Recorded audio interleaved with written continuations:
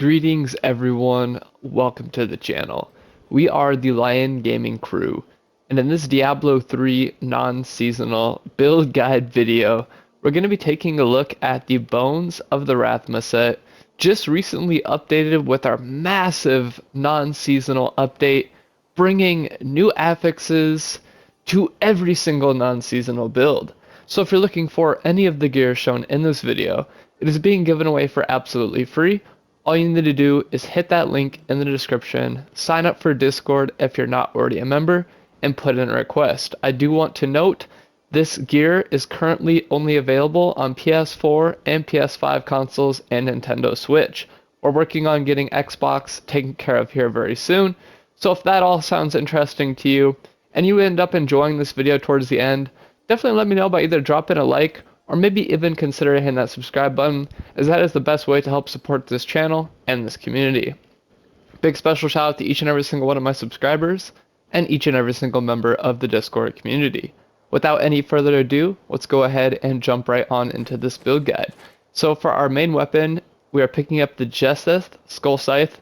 Now this normally would say the code name Sinister, because that is the code name for the set, but we're actually using just the normal one with the normal name, because this is the one that has the Sanctified affix from Season 27, which reads, enemies within 50 yards are constantly assaulted by the army of the dead, unconventional warfare while this item is equipped.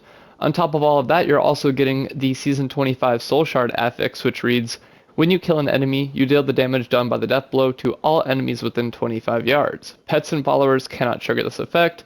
It is infused with the Gem of Ease, so you're going to get 8,000 experience per kill, and it's dealing 1,290,000 damage per second. Moving on into the first piece of the Bones of the Rathma set, we do have the full set, but you are going to need to cube the Ring of Royal Grandeur, so if you do not have one, make sure you either A, put in a request for it while you're requesting this set, or B, you can farm it yourself from Act 1 bounty bags. So you'll notice there isn't a very high intelligence value, and that is because this is an EXP build, so you're getting 780 experience per kill. You're also getting that 2,840 intelligence, 260 to resist all elements, 40% life, 220% critical hit damage, 14% critical hit chance, the augment for 750 additional intelligence, 35% gold from monsters, and it has another Season 25 Soul Shard affix, which reads, killing an elite enemy reduces all your active cooldowns by 5 seconds. Cooldown of all skills is at 31.1%. You get 12 to your maximum essence, and you also get 15% resource cost reduction. Moving on into the shoulders. Oh, by the way, everything is set for level 1, Primal Ancients. Again, pretty much identical to those gloves. Has the same intelligence value, the same for resistances, the same life, critical hit chance, and critical hit damage is the same. The augment is also the same. 35% gold from monsters. You're getting slightly more experience per kill, coming in at 1,040. Not too bad. And the bonuses are identical, so let's just move on to the chest piece. This one, you're getting even slightly more experience per kill, coming in at 1,300. Other than that, though, pretty much identical to both the shoulders and the gloves. Moving on into the helm. This is where things start to switch up a little bit. You're still getting that 780 experience per kill. You're getting 2,000 intelligence, 440% critical hit damage, 42.0% critical hit chance. Leave a like if you get that reference, LOL. 126% life. You get 1,000 to all stats. It's infused with that red soul shard, so you're periodically going to struggle for control, unleashing a ring of fire that inflicts 20,000% weapon damage to enemies it passes through. Cooldown of all skills is at 47.3%. 12 to maximum essence, and 27.7% for the resource cost reduction. Moving on into the amulet. This is a rare level 1 amulet, the PvP amulet to be exact, buffing all main stats. You're getting 7,182 to 7,637 regular damage, 225 cold and fire damage, 1,000% damage, 60% increased attack speed, 10% critical hit chance, 23,936 life per hit, 200% damage to all Necromancer skills, the augment for 750 additional intelligence, 1,560 experience per kill, it ignores durability lost, cursed enemies are feared in place for 7 seconds, Consecutive hits to enemies increases damage by 10% up to 100%, and you get increased move speed after killing an elite pack and picking up a health globe. 30% for 7 seconds for the elite pack, and 40% for 7 seconds for the health globe. And it has a lot of Season 25 Soul Shard affixes on there, like killing an elite enemy pulls all enemies within 40 yards to where the elite died, as well as when you critically hit an enemy, you increase the attack speed of all players by 5% for 5 seconds, max 10 stacks. And it also has all of the legendary bonuses from the gems. You're also getting the Spreading Malediction passive, and the legendary bonus from the Bone Ringer, which reads, the damage bonus of command skeletons increases by 30% per second they spend attacking the same target. This effect stacks up to 60 times. 40.9% for the reduced cooldown of all skills, 27.1% for the resource cost reduction, 60% damage to elite enemies, and that 25% movement speed increase. Moving on into the bracers. These also buff Army of the Dead. The legendary bonus reads, Army of the Dead deals 100% increased damage or double this bonus against an active target of command skeletons.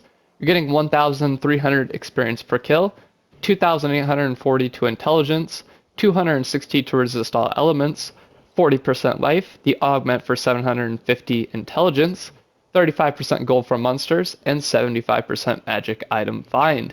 31.1% for the cooldown of all skills, 12 to maximum essence, and 15% for the resource cost reduction. Moving on into the offhand, this is the second piece of the Jesseth arms set, the Jesseth Skull Shield. We have the 2-piece set bonus, so if you want to pause the video to take a look at that in greater detail, by all means. This is also giving you 1,300 experience per kill. All of the other affixes are exactly the same.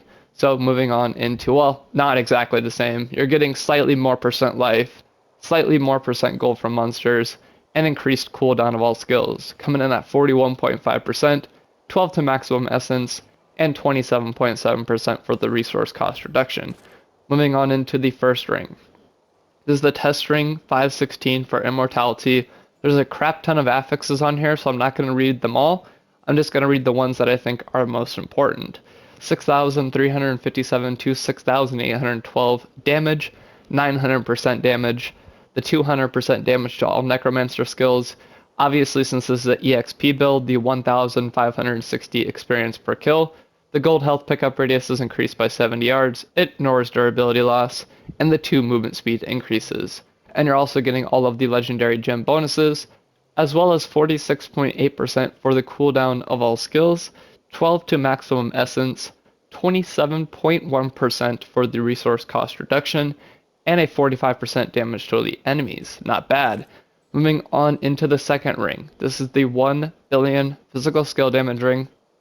Again, a lot of affixes, so I'm only going to read the ones that I think are very, very good. 4,700 to 5,162 damage, 700% damage, 200% damage to all Necromancer skills, that 1,560 experience per kill. The gold health pickup radius is increased by 30 yards, bringing the grand total to 100 yards, ignores durability loss, and the same 2 movement speed increases, as well as all of these other bonuses from the legendary gems. 34.4% for the cooldown of all skills, 12 to maximum essence, 27.1% for the resource cost reduction, chance to deal 144% area damage on hit, and 15% damage to elite enemies. That's not too bad. Moving on into the boots. This is the second piece of gear that features that 75% magic item find, as well as 1,300% experience per kill. Not too bad. It's got 2,840 intelligence. You're getting that percent life, which is always needed. 31.1% for the cooldown of all skills, 12 to maximum essence, and 15% for the resource cost reduction. Moving on into the pants. This is the first piece of the Captain Crimson's set right here, the Captain Crimson's Thrust. So technically this is 3 sets in 1, which is so crazy. You're getting 1,560 experience per kill. Other than that though, pretty much identical to the boots. Let's move on to the belt, which is the Captain Crimson Silk Girdle. 780 experience per kill. You're getting 3 passives, the Dark Reaping passive, the Rathma Shield passive, and the Draw Life passive. You're also getting 40% life, 35% gold for monsters, 31.1% for the cooldown of all skills, 12 to maximum essence, and 15% for the resource cost reduction. We do have the 3-piece set bonus, again utilizing that Ring of Royal Grandeur, so definitely make sure you include that in your request message if you don't already have one. Moving on into these skills. This is a pretty fun skill setup. I've been experimenting with this set a little bit, and this is what we've come up with. For the X ability, you want to pick up Command Skeletons with the rune Kill Command. R2, you want to pick up in the secondary skill tree, Bone Spear with the rune Blood Spear. Now I do want to note, this skill can be changed out to whatever use you want. I find that Bone Spear with the rune Blood Spear is pretty good, so I like using it. Moving on into the Square ability. In the Corpses skill tree, we're going to be picking up Devour with the rune Devouring Aura. For the Triangle ability, in the Reanimation skill tree, we're going to be picking up Army of the Dead with the rune Unconventional Warfare. For the Circle ability, again in that Reanimation skill tree, we're picking up Land of the Dead with the rune Invigoration. And finally, for that Mobility skill, in the Blood and Bone skill tree, we're picking up Blood Rush with the rune Hemostasis. Passives are as follows: Fueled by Death, Life from Death, Blood for Blood, and Commander of the Risen Dead. Cube powers being Maltorius's Petrified Spike, Stuart's Greaves, and the Ring of Royal Grandeur. Quickly touching on Paragon, everything into Vitality. Moving on to the offensive stats. All of your points into attack speed. If you have enough Paragon, you can fill out the rest. Moving on into defensive skill tree. Focus on armor first, and then fill out the rest. For the utility skill tree, area damage, and then obviously, fill out the rest. Quickly going over our follower, we are using the Scoundrel follower, who is using the updated Enigma set, which features the Spolders of Zakura, so all of our items become indestructible. The Nemesis Bracers, so Shrines and Pylons will spawn an enemy champion. And the Sash of Knives. Pretty good, not too bad at all, and we are using the token, where your follower cannot die, but they also do have the Immortal Ring and the 1 billion physical skill damage ring. Pretty good setup. These are the skills we're using: Crippling Shot, Anatomy, Multi-Shot, and Knight's Veil. And quickly going over the final numbers, and then we'll wrap this video up with some gameplay. Intelligence coming in at 75,000, which isn't too bad considering this is an experienced build, so you're sacrificing intelligence for more EXP. Armor is at 34,370, not too bad. Bonus damage to elites is at 135%, pretty good. Attacks per second is at 5, attack speed increase is not showing a value, it's at 0%. Critical chance and critical damage both capped at their respective values. Area damage is at 144%. Cooldown reduction, guys, say it with me, 99.80%. Ooh wee, baby.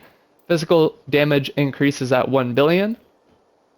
Our block chance is at 25,000 to 32,000. So our block amount, sorry, with a block chance of 20%. Damage reduction is at 90.76%. With our resistances being at 96.76% across the board. Moving on down into the life stuff. Total life bonus is at 501%. Life per second is at 166,000. Life per kill is at 17,000. Life per hit 71,000. Health globe healing bonus 38,000. Bonus to gold/globe radius is set for 100 yards. Essence cost reduction is a little low at 94.81%, but our maximum essence is huge at 332. And if you use the Land of the Dead rune, you don't have to worry, the Land of the Dead skill, you don't have to worry about your essence because your skills won't cost any essence.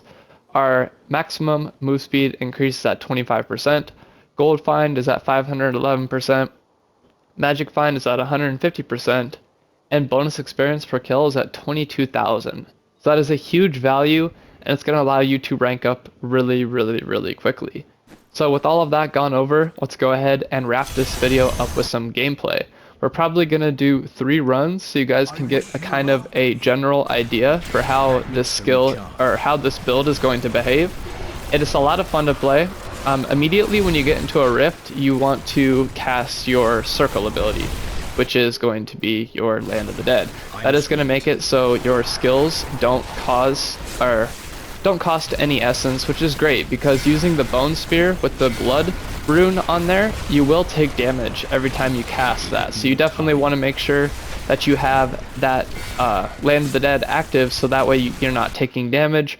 You won't die, so you don't have to worry about it too much, but it is still nice to keep that maintained because you're also going to constantly devour corpses, which is going to increase your move speed slightly if you use the Fueled by Death passive, which is also another reason to want to keep your Land of the Dead active, which is just very nice. Other than that though, you want to cast your command skeletons and your Army of the Dead somewhat simultaneously. You can tell when you're casting your Army of the Dead because it makes a very distinctive noise. So that's how I always know. And how you want to do it is you want to cast your command skeletons first, and then if there's enemies left over from the initial assault of your command skeletons, that's when you want to use your Army of the Dead.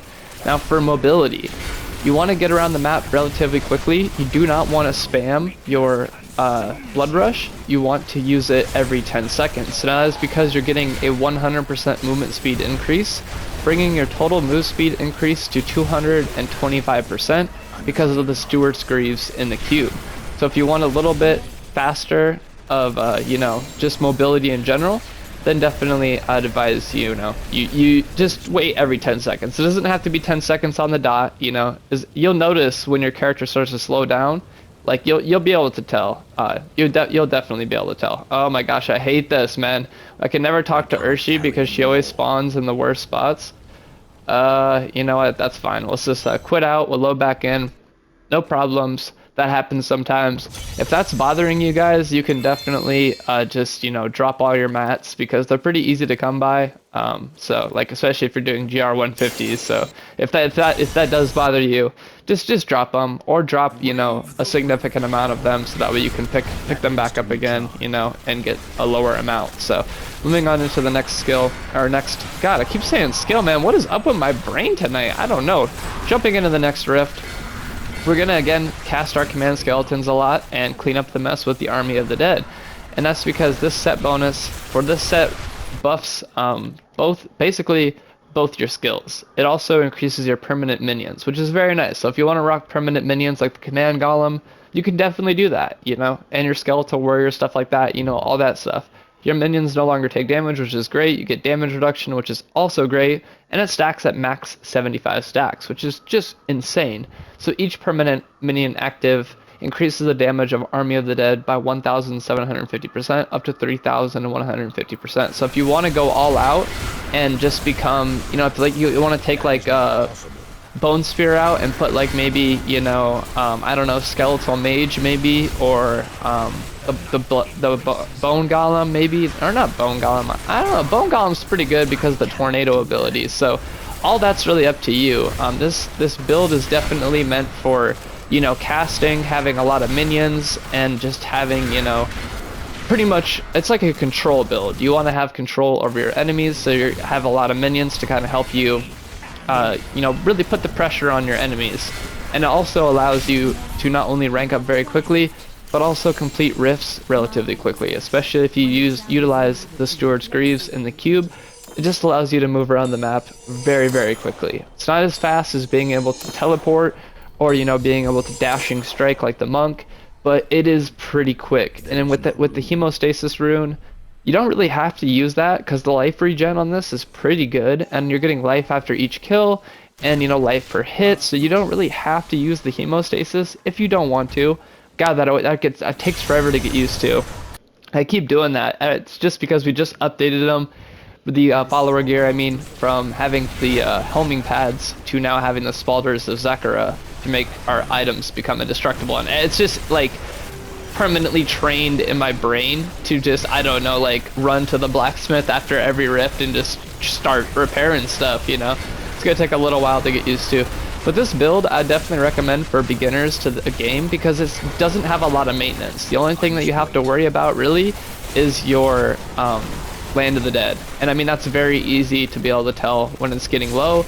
because I mean it has a meter on there. So when the meter starts to get in the red, that's how you know, hey, it's time to cast, you know, Land of the Dead again. I usually cast it when it gets into the yellow because I have like OCD, and then my brain's just like, okay, your Land of the Dead's running out, so you need to cast it. And you know, just counting down in your head, you don't really have to do it. Like I said, you're going to be able to have a noticeable decrease in player speed when your Stewart's Greaves effect wears off. So you'll be able to tell, like, you're going to be like, okay, yeah, I'm moving a lot slower, it's time to cast Blood Rush again. Or, you know, you can spam Blood Rush. I'm not going to tell you how to play the build. I think you should be able to play it however you want. It's just my personal recommendation, though. And it is a lot of fun to watch your command skeletons and Army of the Dead just completely annihilate enemies. I mean, it's incredible. It's really awesome. Looks like we're not gonna be able to talk to Urshi again, man. I always like to get these times on the screen for you guys here at the end. Let's see if we can position it just right. I don't think so. Are those gloves in the way? Okay, I think that Veiled Crystal's in the way. Oh, we had it for a second. We had it for a second, guys. There we go. We just had to spam the spam click on the Veiled Crystal there. So yeah, I really hope y'all enjoyed this video, and I really hope you guys have been enjoying the massive update to all of our non-seasonal characters. I feel like this update brings some very much needed affix. I know that didn't make any sense very much. Just roll with it. It brought some much needed affixes to all of the builds to make them a little bit more efficient, a little bit more effective, and a lot more fun to play. So if y'all have been enjoying them, please definitely either drop a comment or maybe even a like. And if you guys for some reason disliked this video, or you felt like, you know, I would maybe miss something or I forgot to talk about something, go ahead and leave a dislike rating and let me know in the comments, you know, because I do want to make these videos better for everyone, and all feedback is welcome here on the channel. And finally, I'd like to thank you all for watching. If you made it all the way till the end, you're an absolute legend, and I really appreciate your support, and I really hope to catch you all in a future video coming out soon. Stay safe, stay happy, and last but not least, stay gaming, my friends. Lion Gaming Crew, signing out.